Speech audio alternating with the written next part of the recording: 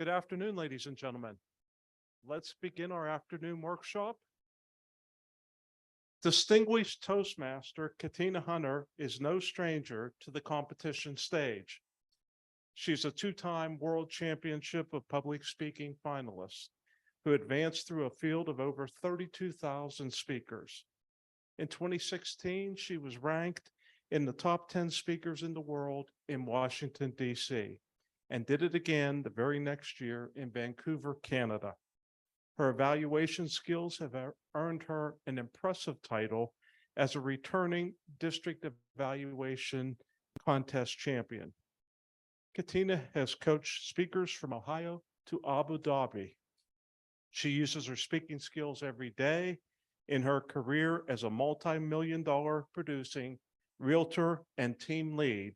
And today, she's going to show us how she does it. Ladies and gentlemen, will you please join me in a welcome for distinguished Toastmaster, Katina Hunter. Thank you so much. Appreciate it. All right, we have a small crowd. I'd like you guys. Whoa, good. Closer to my mouth. Oh, that better? Perfect. Thank you.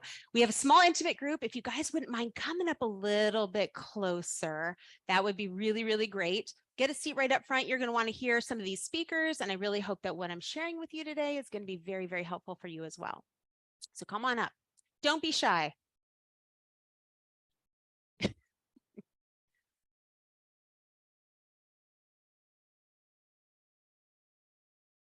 All right, so don't feel shy about moving around. Do what you need to do. When I visited several Toastmasters clubs, I found that there were three main types of evaluators. So first of all, you had your Pollyanna evaluator. Everything is so great. Oh my gosh, I just can't imagine what I could give you. Is my time up yet? Kind of thing. Then you had the exact opposite. You have the Mr. Yuck evaluator, which you need therapy after going through one of his evaluations. And then you have one that's probably the worst of them all. And it sounds something like this. Julia, you gave a speech today titled this, and you gave your introduction, and then you worked your way into your first point and then transitioned into your second point and then your third, and then you concluded. So great job. And I can't wait to hear your next speech. That's not an evaluation. That's just a recap of what we just heard. And that's the least helpful of them all. And if you're sitting there thinking, all right, I don't think anybody in my club sounds like any of those three, then maybe it's you. So keep that in mind as we move on to what I do when I do speech evaluations. The best gift that you can give a fellow speaker is a quality evaluation. And you have not only an opportunity, but an obligation to do so. And if you perfect your evaluation skills, then you yourself will become a better speaker yourself. When I traveled from club to club to club to club, I got a lot of evaluations, hundreds of them. And I would always leave feeling like, oh, I just wish I would have known X, Y, and Z. So I developed my own process so that way I could hone in on what I want to do in an evaluation to give the speakers the best advice possible. And I have three main sections that break down my evaluations. So the very first thing is you have to do some preset work, some pre-work. You're not going to give one evaluation. You're going to give two. Before we did pathways, people gave you their manuals and you wrote in their manuals and you had to rank them from 1 to 5 on how they did on vocal variety and all that fun stuff. Then they would stand up and they'd read right off the book. You know, you did vocal variety, I gave you a 5, and this, I gave you a 3, and I think you could work on this. That's one type of evaluation, but why would we give that to somebody and then just regurgitate it orally? Why not use that as one type of evaluation that they can read and decipher later? I mean, it's nothing to interpret. Save the better critiquing stuff, the stuff that needs some explanation for when you do your oral presentation. So you're not going to give one evaluation, you're going to give two.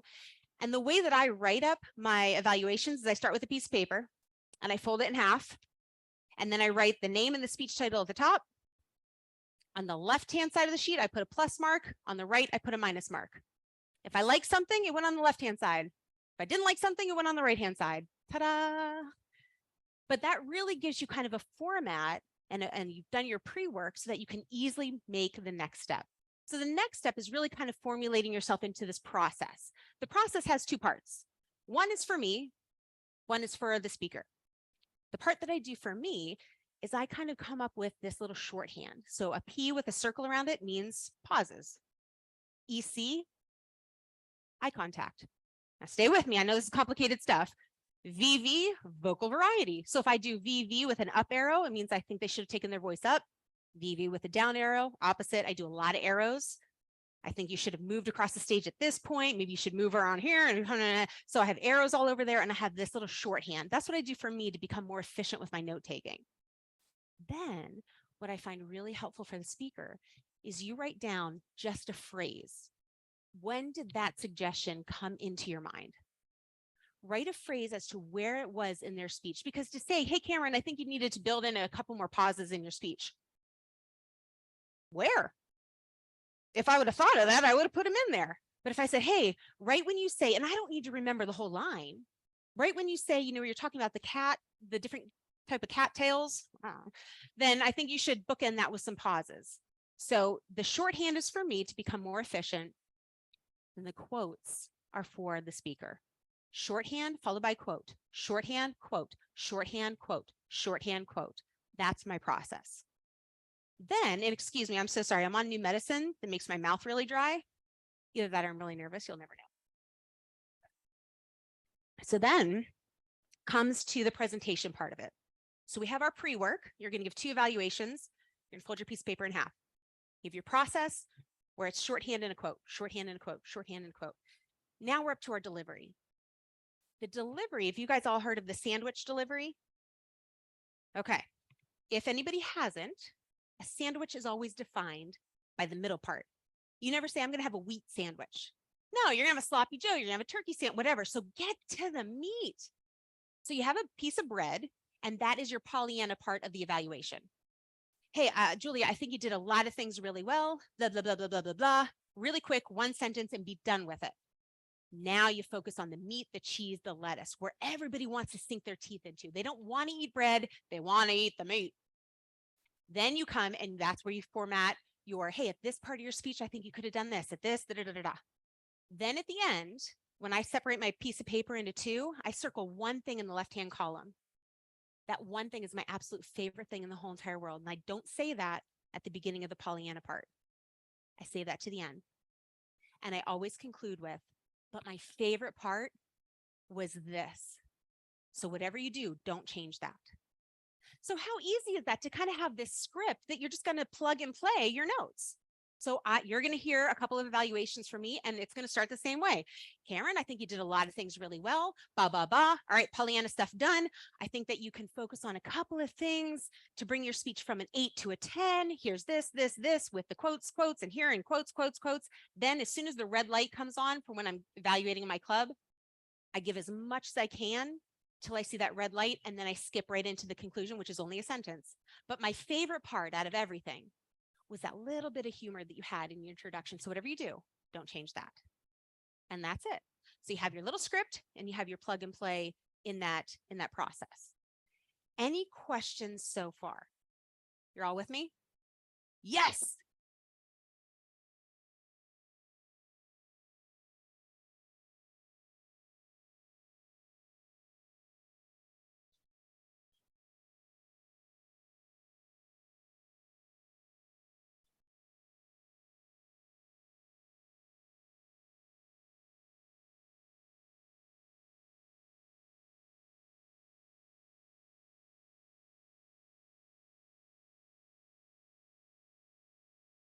I don't disagree at all. I don't disagree at all. That's why I think it's important to put that in either, if that's your favorite part, either at the beginning, or if it's your favorite part, put it at the end. Totally agree 100%. It is important to know what you're doing right. However, a quality evaluation is definitely going to implement a lot more structure as to critiques and exactly where that fits in. And you'll find that if you're doing a really good job of watching for that stuff on that right-hand side, you're not going to have a lot of time for the Pollyanna stuff. And don't forget, guys, you can always go up to the speaker afterwards and just say, hey, I have a couple additional notes in case you're interested. Love to share them with you. And then you can talk in depth about the callback and the humor and all of that. This is not just a 2 to 3 minute thing and then you're washing your hands and walking away. It's your job to really help your fellow speakers and help your club. And the best way to do that is through a quality evaluation. So, and you'll see it in a second when we give some examples, and you tell me if I skim over the Pollyanna stuff too much. I'm looking forward to your feedback at the end. So I have 3 speakers today, and if we have some time, I'd love to implement some more. So if you have a speech prepared and you want to be evaluated today to kind of show us an example, that would be awesome. I'd like you to try to evaluate in the way that I showed you and just get some practice. And then when the speeches are done, I'll come up and provide the evaluation so you guys can see what it all sounds like and how it all fits together. Sound good? Fabulous. Our first speaker today, hold on. I know his name. I just don't know the speech title. Cameron Sorsa. And his speech is Carry On. Carry On, Cameron Sorsa.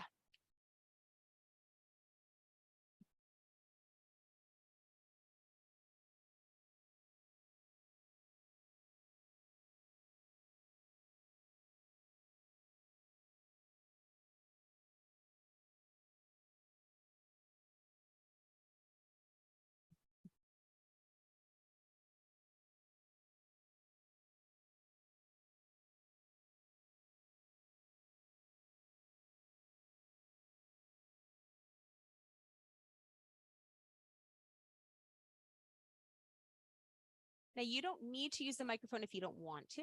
It's totally your online. All right, then you do need to use the microphone, even if you don't want to.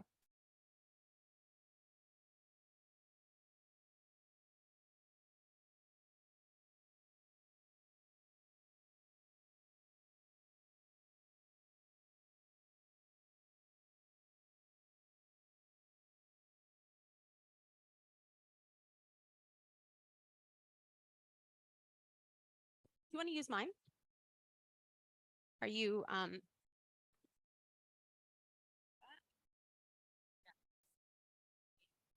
Feels very Star Trekky, but I'm not very familiar with Star Trek. good? That feels good. I could dig this as a daily fashion statement. It actually works better anyway, so this will be good. Good afternoon, fellow Toastmasters. My name is Cameron Sorsa, and like you, I was not always a Toastmaster. Now, before I was in Toastmasters, I was in 4-H. Back in high school, 4-H is a youth development organization, and I originally joined because I went to the local fair with my grandfather. And at the fair, there was the livestock sale, and out walks a 1,400-pound steer. And the auction begins. I am not as good as Tammy is with the auction calls, so I'll leave that for her. But that steer sold for $30,000. And I turned to my grandfather and I said, I can do that. And so he helped me join not a Toastmasters club, join a 4-H club. And within 2 meetings, I went from not only starting to raise a beef steer, but I dove into so much more. I had the opportunity, after being voluntold, to join the youth council as the representative for my club. The youth council is kind of like the student council for a school. They plan all the fun parties, all the fun activities in the county. And that opened so many doors for me. And that's all to be thanked for the people around me, giving me those opportunities. Now, within a few months, I went to my first state conference away from home for the first time. And within a couple years, I not only got to go to a national 4-H event to represent my state and county, but I got to help put on that event for 1,000 4-Hers the following year. All of those things being possible because of the people helping support and nurture and grow me. One of those opportunities in 4-H that I had was 4-H camp, and that's where I met Katina. Katina was one of the 4-H leaders, so she was one of the adult chaperones for the event. And at conferences, she would often be asked to be a workshop presenter or a keynote speaker. And I can very distinctly remember at one of those presentations or at one of those camps, her looking out in the crowd when I sat where you're sitting now and asking something of everyone in the audience. And of course, I took it to heart and I've been doing it ever since that day. And that is, I have been carrying a watermelon.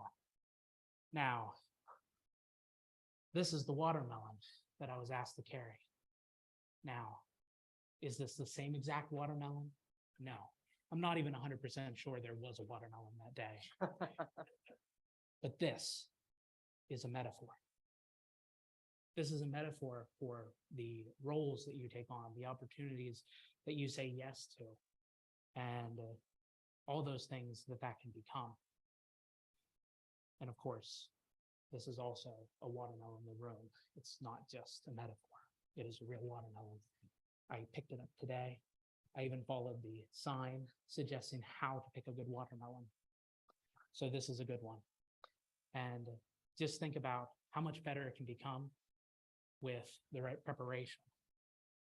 And that is exactly what organizations like 4-H and what Toastmasters allow for. We have all of these opportunities to not only grow ourselves with the help of the people around us, but we have opportunities to be able to help those around us. Now, 8 years ago, back at one of those 4-H camps, Katina said, I see you really like public speaking. You should look into Toastmasters. And I didn't look into it right away, but I remembered. And 4 years later, when I was in college, when I finally had passed my driver's test, I know it was the parallel parking. I eventually was able to go to Toastmasters. And I found the Butler Early Birds Club, and I was able to begin, once again, diving deep into an organization that is able to both help me, but also help me help others with improving in their speaking skills, their leadership skills. There's just so many opportunities for us to go beyond just the numbers. It's been said to look beyond just the new member numbers that you need for your DCP, and to look at the names of those people that you're helping. And so I challenge you to look in your clubs and look in your lives and think, where can I help the people around me and help them become the better person that they don't even know yet that they're going to be, but they're going to look back and they're going to remember that you asked them to carry a watermelon. Thank you.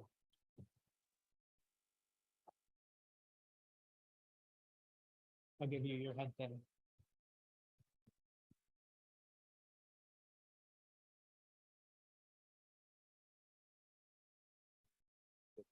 Yeah.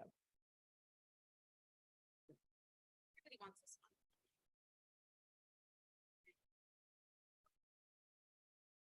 Oh, thank you. Well, really, I have nothing bad to say if you give me a watermelon. I mean, what are you going to do with that? Fabulous. Cameron, you did so many things really, really well. You come across just generally as a very likable person so much. I loved that you had a call out to Tammy. I love that the speech today was very relevant to the Toastmasters, and you brought me into it. I mean, can't ask for anything more than that. If you're going to fine tune some of your speaking skills, there's a couple of things that you might want to play with the next time you do your next speech. First thing, I learned this the hard way when it comes to props. Props in a speech are very, very tricky. The first thing you need to ask yourself is this really needed? Is this a pivotal aspect to my speech? And if the answer is no, then don't do it. Which is funny for me to say because both of my competition speeches were very heavily, especially the first one was very heavily based on a lot of props. So if you're going to do a speech with a prop, work with it, work with it, work with it, work with it. Every day you're going to be buying a lot of watermelons, work with it, work with it. So when you first came out onto the stage, you had it in the bag, and it sat right here. So that could have lent itself to, all right, there's a little bit of mystery there, like what is in the bag, So some people might have really liked that. Other people might have been distracted by it and be like, when is he going to pull out whatever's in the bag? When you went to pull out the watermelon, you struggled just a little bit. So maybe a bigger bag or a box or something different. But when I had my one speech where it was just one piece and I held up the puzzle piece, I struggled for months as to what to do with that little stupid little prop for the rest of the speech. But I thought that it was pivotal. So I actually dropped it onto the stage, and it was so flat that we were able to just and small that I could just forget about it. I went around my rest of my speech, and then I came back and I picked up the prop and I finished with it. And people were like, oh yeah, I forgot that was there. So props are very, very tricky, but I like the fact that you had the watermelon.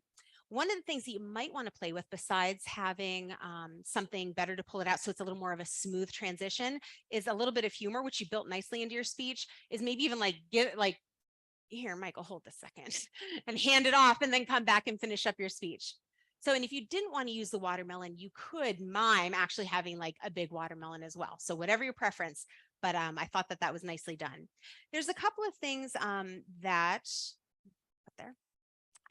when it comes to your blocking is a theater reference as to how you use the stage. Here's how I block my speeches, and it actually is a very good indication as to if you have good structure of your speech. You should be able to stand in the center stage, deliver your introduction. Then for your first point, you make good eye contact with somebody, you transition over here, which you did very, very well. Eye contact, give people full sentence. Transition to your second point, which is right here in the center stage.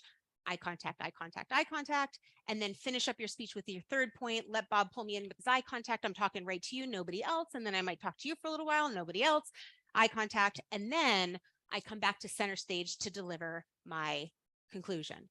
So you could have gone one of two ways with the structure, and I wasn't sure which one you would have preferred.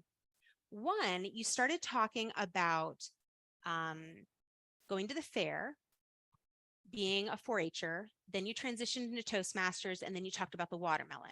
So it could have been fair, Toastmasters, watermelon. You could have also done it another way where you're talking about the different parts of 4-H. So it could have been fair, state conference, 4-H camp. So I wasn't sure which structure you kind of built in. So you might want to play with one of those ideas and put it into where you want it to set on the stage. So blocking is definitely something that I would recommend. Another thing for your body is there are two things. When you were talking about your grandfather, you kind of did it halfway. So you made really good eye contact with me. You said, and then my grandfather said, or then I said to my grandfather, I could do that. Whenever you're implementing dialogue into your speech, which you should do as much as possible, don't forget to pivot. So this is full front, where you're going to be delivering most of your speech. This is profile. And this is quartering.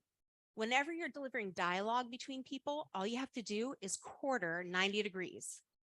So it gives the perception that you're having a conversation with somebody, but you're not turning away from the audience, and your vocals are reaching the audience. So whenever you do dialogue, try to do that little pivot. And another thing that I want you to be cognizant of, when you're practicing your speeches, practice them in front of a mirror. Your hands always stayed at 90 degrees. You varied a little bit, but then this is your resting spot. Very, very, very rest. Very, very, very rest. So get in the habit of actually letting your hands down and opening yourself up a little bit, and then get in the point of, when you did that really great body language, you're like a 3,000-pound steer. I love that. And that's the only time I really saw your hands kind of come up. So that's another thing that you might want to work with. But other than blocking, which would help you with the structure of your speech and a little bit more different body movements, I think you did excellent. My favorite part of everything was the humor that you built in when you talked about the watermelon. I'm not even 100% sure if there was a watermelon that day. I followed the sign and I actually knocked on the watermelon to make sure I got a good one. And then lastly, the parallel parking, got a nice laugh out of that one as well. Very nicely done. Thank you very much, Cameron. All right. Michael's taking notes. He's writing a speech right now.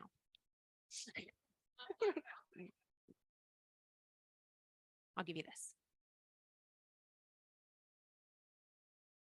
Yes, you are.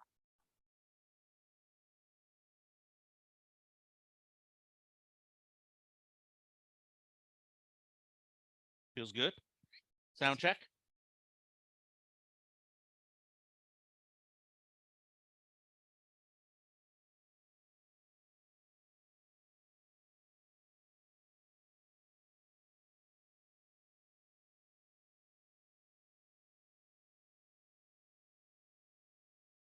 Do you have any parents in the house? Now imagine that your child is born with 26, 27, or 28 genes missing from their 7th chromosome. What would that look like? Would it have cardiovascular issues? Yes. Would there be executive functioning concerns? Yes. Would the child have spatial awareness problems and cognitive difficulties? Yes. Ladies and gentlemen, Miss Katina, what I just described is Williams syndrome, a condition in which a child is born with several genes missing from their chromosome number 7. Now you're thinking to yourself, why chromosome number 7? Isn't that supposed to be the lucky one? Today, you're going to learn a little bit about Williams syndrome, and you're going to take home 3 points that I learned that might be able to be applied in other places of your life. So let me start by telling you a little story about my daughter, Rebecca.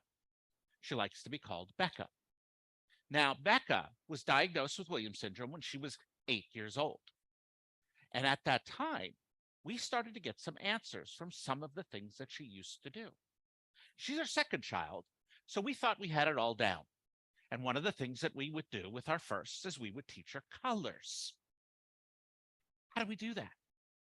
Rebecca, hand me something yellow. That's not yellow. Try again. After a few weeks of trying this, Rebecca became like this. Rebecca, would you hand me something red?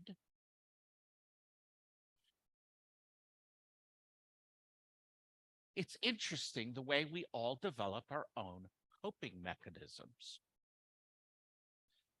But what really brought to me to mind what truly was an example of what Rebecca had become was one day when she was in high school and she's bebopping around the halls between classes. And she saw her principal. Her principal's over there. And who's coming down the hall? Gabby. What's the connection? Gabby was the principal's daughter. So what does Rebecca do? Gabby, it's your dad. Principal wasn't about to let this go. If you're a parent, you know you have to embarrass your child from time to time. Gabby, you should hug your dad. Yes, Gabby, you should hug me.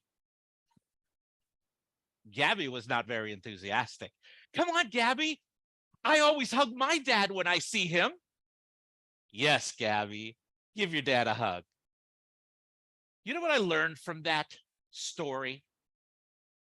3 things that don't have to do with the items that we as parents tend to worry about when we hear disability. Number 1, Rebecca has enthusiasm for everything. Number 2, Rebecca has empathy. And number 3, Rebecca has boundless kindness. So let me tell you a little bit more about those 3 points. Rebecca's enthusiasm. Now, I'm going to have to give you a little bit of backstory here because you've just heard she was in high school. She was in high school with a principal and he had children there. But how did I hear this story? Well, what I didn't tell you is after my first child went off to college, I had decided that I want to bring Rebecca to school where I work. Yes, this may be the first time you hear I work in a school district working on IT. Now, I visit all the schools, and we started when she was in 7th grade, and she moved from building to building. But of course, I know everything. And as a parent, this is probably an envious situation. I heard all the stories. And this story came to mind. But what I started to hear that was more impressive is that when people said what they liked and noticed most about Rebecca was her enthusiasm. Have you ever heard someone use that as a compliment?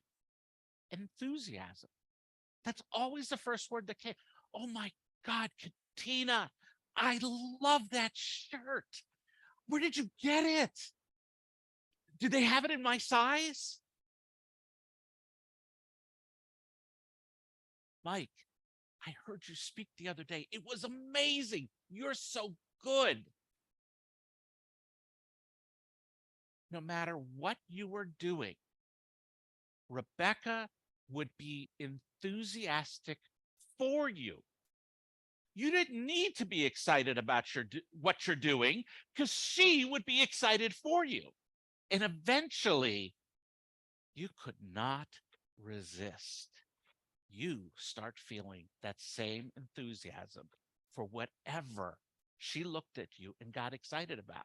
Your jeans, your hat, your hairdo, the way you walk, the way you hold your arm. Oh, the color of your hair. It doesn't matter. She has enthusiasm for everything. So what about the second part? Empathy. In part of that story, she tells Gabby, hug your dad. Rebecca is a hugger. And we use that term a lot, don't we? Oh, you know, Joe? Yeah, be careful. He's a hugger. What about Mary? Oh, when you meet Mary, you're gonna have to give her a hug. She's a hugger. Imagine that with enthusiasm, joy, and a true desire to be your friend. We got Rebecca business cards. On it, it says, we're going to be great friends. There is nothing that describes her better or introduces her better. She has never met a person that she doesn't want to be friends with. She's met people I don't want to be friends with. And yet somehow she sees something or feels something. Now, is this just anecdotal, something that I've seen and learned? Yeah, sure it is. But with Williams syndrome, there is actual science and studies that have shown that when a toddler without Williams syndrome sits in a room and someone gets hurt, they are likely to move away and leave them alone. Yet a Williams syndrome child will move forward and find out, what's wrong? Are you hurt?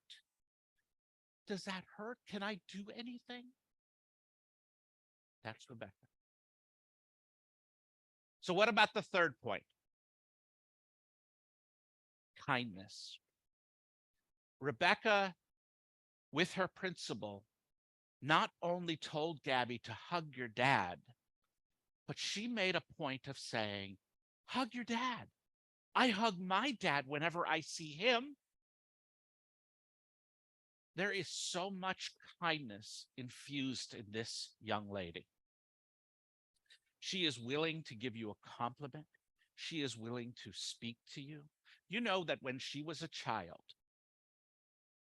we used to have to tell her, no, don't go walking up to strangers. Stranger danger, right? we finally realized what was going on, and we started telling her, yes, Rebecca, she learned to check with us. Yes, Rebecca, you can go tell her about her hat. Yes, Rebecca, you can go compliment her shoes. There wasn't a day, a trip, a moment that we could walk around with Rebecca and not have her giving compliments.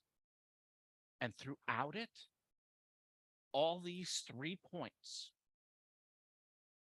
enthusiasm, empathy, and kindness, we started to learn these things from her. When you go out the rest of today and the rest of this conference, look around and ask yourself, what can I get enthusiastic about for someone else? How can I empathize with how they're feeling right now? And where do I show kindness next?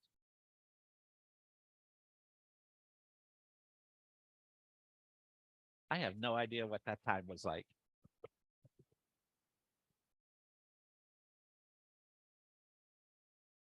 All right, Michael, so nice. You did so many things that I loved, so many things. Your introduction was so strong. I'm immediately enraptured into what you're saying in your first 2 sentences. I love the fact that you implemented the pivot idea. I thought that that was very well done. And you always come across as just so likable, and you have such a nice conversational style. So working into some of the things that you might want to play with the blocking, and I know I mentioned this on camera in speech, blocking really helps to tell you if you have a structured speech or not. So at first I was kind of like, okay, where is the first story kind of starting? You start off by saying, let me start off by telling you a little story. And immediately I put a little arrow. I was like, all right, he's starting his first point. He needs to move to the side of the stage. That's what I think. However, later you bring in the 3 points, which was very clear: the enthusiasm, empathy, and kindness. So you might want to bring those 3 points up a little bit earlier in your speech so that we know where the structure of the speech is, and we know that this story that you're going to tell is going to stay right here in the center of the stage. Then when you start to talk about your first point, which is enthusiasm, move to that direction. Don't forget that you not only have a right stage and a left stage, you also can play with this depth here as well. If I'm implementing a scene into my speech, I actually figure out like where on the stage is that going to happen. So in your speech, the school can be back here. And that way you can see somebody coming, and then you could even pick somebody out there and be like, and there's the principal, and point to somebody directly. Break that fourth wall. In theater, this is called a fourth wall, where everybody just kind of like pretends that the audience doesn't exist. The more times you can break that fourth wall, the better. So I think that if you start by saying enthusiasm over here, then empathy, and then kindness, and can I just tell you, it killed me we couldn't come up with another E word for kindness. Kindness, you know, the 3 E's: enthusiasm, empathy, and kindness. I'm like, oh, so close. So I think that if you can play with that just, as a type A person, I'm like, ah. So perfect. And I also think, so whereas we're talking about the fourth wall, Rebecca, please hand me a red block. Bring it out to somebody in the audience. It doesn't need to stay right here. The more you can reach out to the audience, the better. Which is another thing that I absolutely loved when you were talking in your introduction, and you're saying, what would that look like? That is such a powerful statement. I really wanted to think about what you had just said. Give me a little more time on that. Bookend that with some really healthy pauses. And then I like to pair pauses with a repeat. What would that look like? What would that look like? Well, in my life, it looks like this. So do you see the difference of just saying, what would that look like? And then moving on? Really pair it, bring it down, bring your voice down, pause, hold that eye contact, move to somebody else, repeat it in a slightly different way. And that's how you can bring a little more punch to a really, really good line. But my favorite part was your implementation of your dialogue. And if you guys know Rebecca, his facials totally had her all, I'm like, oh, I see her. I like, that's how she, yep, got it. Very, very well done. Really thoroughly enjoyed that. I hope that you give that again and fine tune it a little bit more, and I've heard this story in a couple of different ways, but I really like what you did there. So very good. Round of applause, please. All right, Julia, I think we're out of time, but if there's anything I can do for you in the future, let me know. We have about 6 minutes left. I was planning on doing a possible third speech, but with this time, I'd like to answer any questions or get any input from you guys. As I suck on my adult bottle. It's really full of vodka. I'm just kidding. I know I have just enough for me, can't you tell? It's not enough for everybody. All right, so where are you guys struggling with your evaluations? What else can I help you with? Give me something. Yeah. Oh, I'm sorry. Where can I help you guys with your evaluations? Where do you find that you're struggling? Do you find these exercises helpful? Just give me some kind of feedback.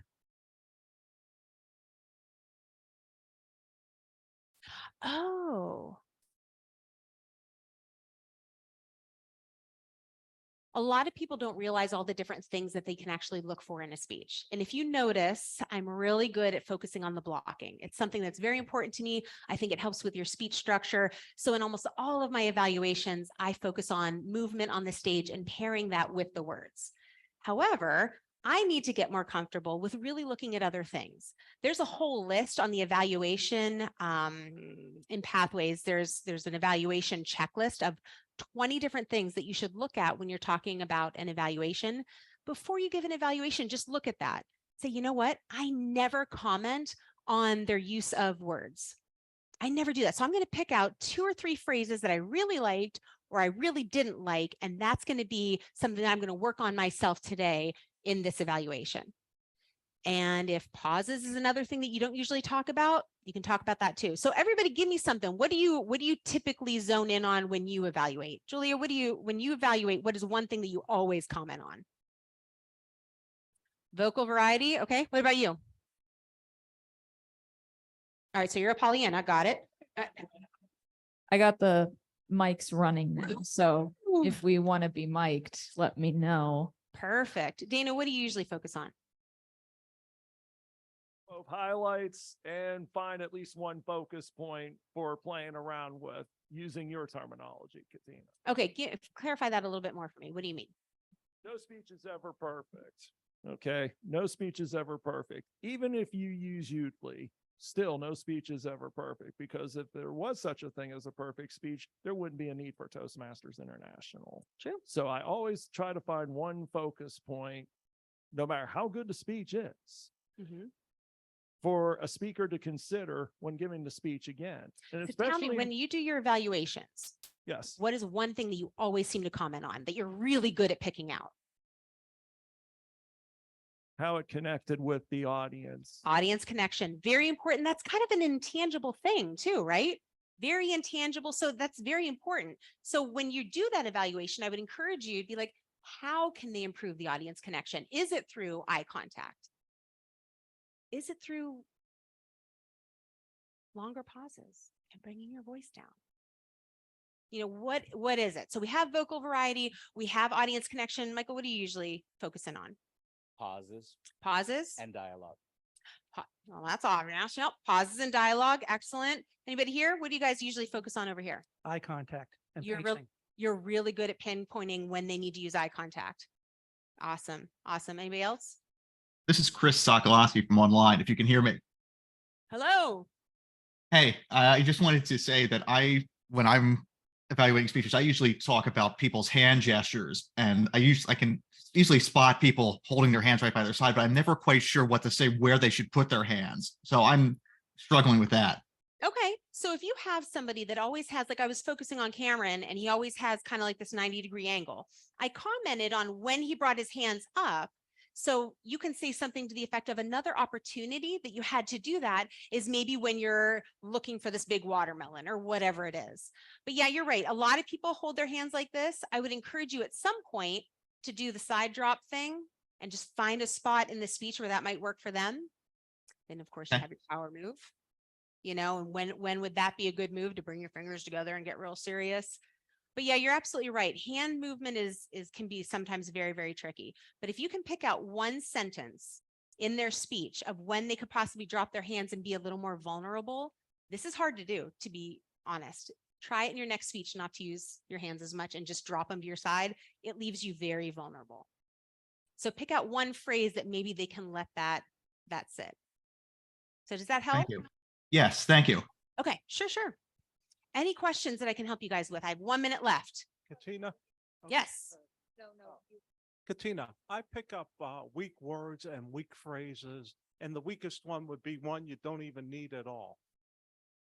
That is awesome. That's hard to do. I feel when somebody's giving a live evaluation, I find it much easier to do if I'm actually looking at somebody's script. So if I find that they just didn't have that 1-2 punch with what they're saying, I will ask, be like, hey, can you just send me a draft of your speech? And then it's much more easy for me to edit it when I actually see it. Excellent. Stephanie.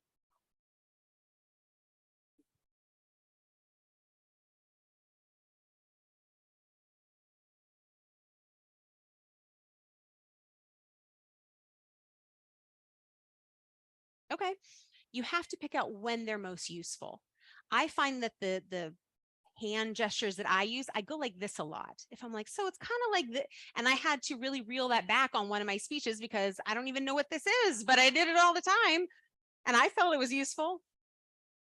Another thing is I gesture to the audience, or at least I try to. So if I'm coming over here, I might do this. I try not to point, but I flat hand open and be like, Julia, what do you think? And I kind of do this a lot as well. So that really helps to make me a little more three-dimensional with the audience. Whenever I can broach that fourth wall, and I'm not allowed to step off the stage, but I can reach over there. And whenever I can bring in the audience, handing them the watermelon, pretending to hand somebody a block, that is really, really helpful to really bring in the audience and to engage. And you can do that with your gestures as well. Any other questions? I see my time is 0. If you guys have any questions, let me know. I'm always happy to help, and I hope you guys have a great day. It's so great seeing you guys again.